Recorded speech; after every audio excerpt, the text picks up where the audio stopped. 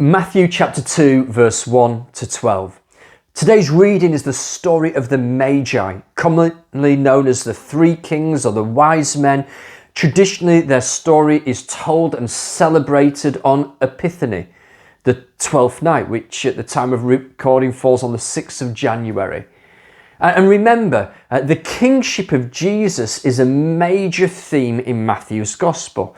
Here we see kings bowing before a baby, before Jesus, before the King of Kings and the Lord of Lords.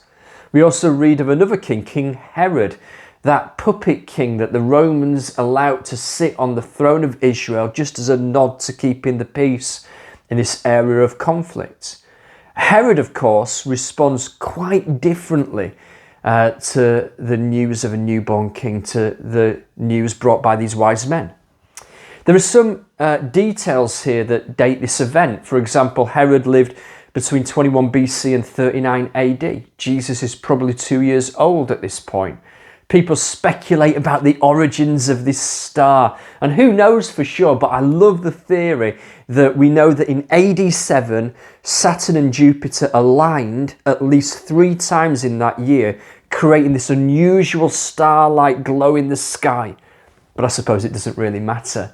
I do love the detail as well that Matthew captures here, that they call it his star. We've seen his star, and after all, he was the one who flung the stars into space. He was the one who named each star. It was his star. And we've got these visitors from faraway lands. They're outsiders from Israel. They'd been watching and waiting, and again, there's some debate as to who they were or where they were from. Personally, I love the thought that the Magi are from Babylon. If you remember the Old Testament story, 500 years roughly before Jesus' birth, the Jews were in captivity, in exile in Babylon under Nebuchadnezzar. And in that place, God raised up men like Shadrach, Meshach, Abednego, Daniel, educated Jews who were raised up to significant positions of power and authority. So then you look at Daniel 9, for example. Daniel clearly knew from prophecy that the Messiah would come in 7 sevens and 62 sevens. In other words, 490 years from that point. So I just imagine that these stories from Daniel were passed down through the Babylonian courts amongst the educated elite. The wise men, perhaps.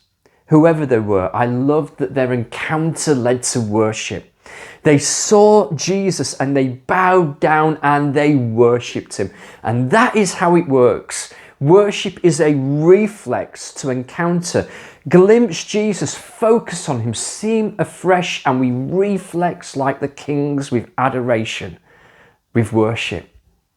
We've already said that it seems like part of Matthew's purpose in putting pen to paper is to show to the Jews in his community that Jesus is the complete fulfillment of the Old Testament prophecies. And we see that here. Matthew uses loads of quotes from the Old Testament. We see Jesus was born in Bethlehem, and Bethlehem was one of the clans, the tribal families of Judah, as a place that was seen as small and insignificant.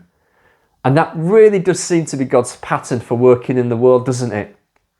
God specializes in working through the small and insignificant. What I love about this Bible quote here in verse 6 is that it's not the full quote. There's a bit missing. It feels like it's deliberately left out in order to provoke the reader to complete the quote for themselves. It's a quote from Micah chapter 5. Micah 5 says, "Out of Bethlehem will come a ruler who will shepherd my people Israel."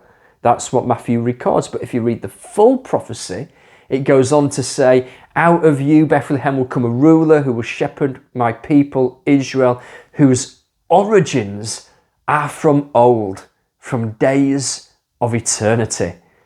I love that. Here is a baby born as a descendant of King David, but this baby predates King David from eternity. It's mind-blowing, isn't it? So these Magi, they see this baby born a king, Jesus, and they bow down and they worship him, and then they bring their gifts. And I said in our first study of Matthew's Gospel, Matthew 1, a few days ago, that there's this covenant kingdom pattern in Matthew. Covenant first, relationship first, identity first, and kingdom second, flowing out of it, activity, responsibility. We can learn so much from that. This is what we see here. They bow down and they worship him, covenant, and then they bring to him their gifts. And we do the same. We bow down, we worship. It's relationship that he desires first, intimacy that he desires first, and flowing out of that, we bring our gifts, our time, our talents, our treasure. What will we bring to him this year?